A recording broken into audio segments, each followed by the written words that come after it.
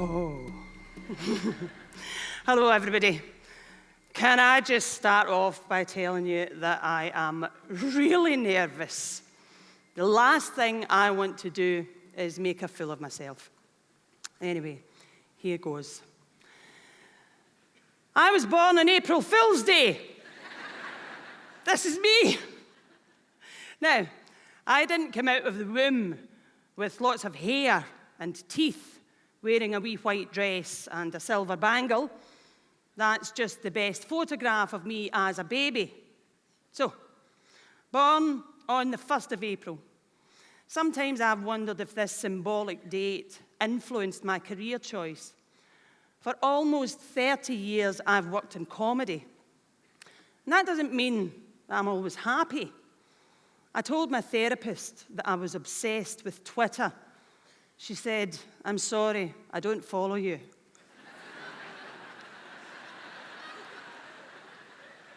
That's good, that's good. Now, I always wanted followers. Followers equal love. Huh? As a kid, I saw that making people laugh was a great way to get followers. And so I went about learning how to make people laugh. And very quickly, I was called an attention seeker. Now, everybody loves a joker. Everybody's got a sense of humour. Even you. Yeah, you there, with the face like an Easter Island statue. Huh? I know you love to laugh, even if it's just inwardly. So I thought that I was an attention seeker. But I know now that I was really just trying to fit in, to connect. See, I never felt like I belonged as a kid. I was adopted, we were poor, and I was badly bullied. And this was very painful, very lonely. And I felt really stupid because I thought that I couldn't connect with people. See, I wasn't really an attention seeker. I was a connection seeker. Still, I carried on joking, jumping through hoops, desperate to connect. Making people laugh gave me some sense of connection, but it never really lasted. And then, when my career took off, I stopped looking for connection, and I started to chase other things: money, power, fame. I became really arrogant. I cared less and less about other people's feelings. And I started to hate myself. And I really mean that. I tried to cover this up. I told lots of lies. I bought lots of things. I drank lots of booze. And I mean lots of booze. And my self-hatred just got worse. It came out of me in brutal, offensive comedy. I made cheap jokes and told myself it was all okay. People were laughing, so it must be okay, right? But it wasn't all right. It wasn't okay, and neither was I. One night when I went to work, about 20 years ago, my boss gave me a letter that had been sent there for me. It was from a fan.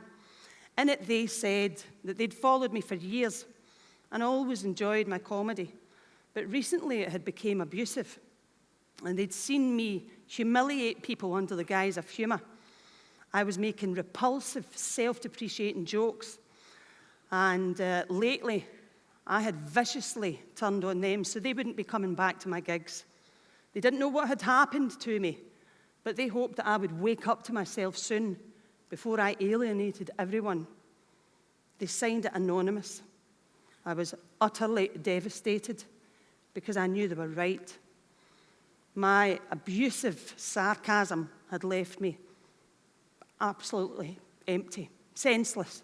I'd lost my sense of self, my sense of humour, my sense of integrity. And without integrity, there can't be any integration, connection, the primary thing I'd searched for. Thanks to that letter, I began to look at my abusive humour, and I realised I was hurting almost everybody. A great one-liner summed up my problem.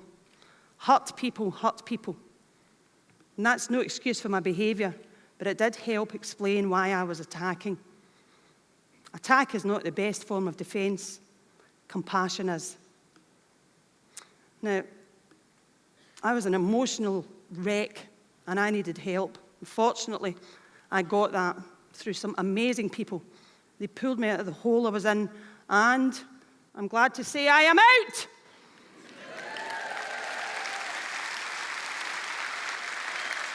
I am out and proud. But I am not perfect, and that's because nobody is perfect. Perfection is a mythical place like Atlantis or Brigadoon. By the way, I'm sorry if I've just trashed any tourists' hopes of catching a haggis while visiting the Highlands. Haggis are only found in chip shops. Chip shops is a little village just south of John O'Groats. So, as a human, I am going to fuck up. Like, for example, swearing in a TED Talk. But as a human, I must connect if I want to live. And I don't mean just exist, I mean really live.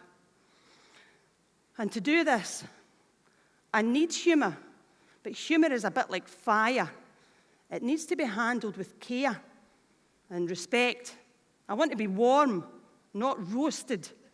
So I've got to use it with caution. And that doesn't mean I'm nice all the time. Everybody needs to let off steam, rant about who's annoyed, even laugh at them. What is laughter but making the unbearable bearable? However, I've got to try and do this in private with someone I trust. When people are ridiculed in public, whether it's face-to-face or online, everyone suffers. Through my own suffering, I made sick jokes, and I just got sicker. Well-being is a trendy term right now, but what does being well actually mean? Well people don't intentionally harm others. Now, never once did I put someone down without depreciating my own humanity, despite the fact I told myself it didn't matter, and I didn't care. It does matter, and I do care. When I shamed other people, I shamed myself, because shame breeds shame, and it is one of the major causes of isolation and loneliness in society today. Loneliness can actually kill, because we are pack animals, and we need to live well together to grow and thrive. How do we do this? With compassion. And that starts with self-compassion, because I can't give away what I don't have. It's not easy to find compassion in a world where we've been programmed to attain mythical perfection and then beat ourselves up for not achieving it. Compassion is achievable, though. It takes hard work, but fortunately there's a few TED Talks on the subject. So, I'll finish off by saying, Annie DeFranco has a great line. Every tool is a weapon if you hold it right. The opposite is also true. Humour can be used as a tool to heal or a weapon to harm. I had deep, traumatic issues that I really needed to heal from, and I'm so grateful for humour in helping me with that. And finally, I'd just like to say thank you to Anonymous. You changed my life. Thank you.